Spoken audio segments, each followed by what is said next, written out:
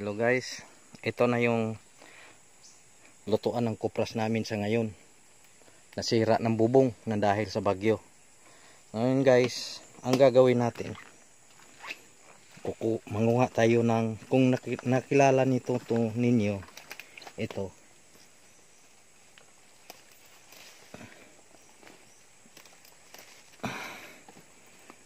Kung nakilala to ninyo,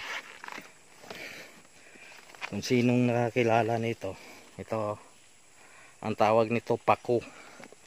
Kuha tayo guys, kaya maraming pako kasi pag tag-ulan marami yan dito. Tumubo sa tubo lang to dito sa lupa namin guys, hindi naman to tinanim.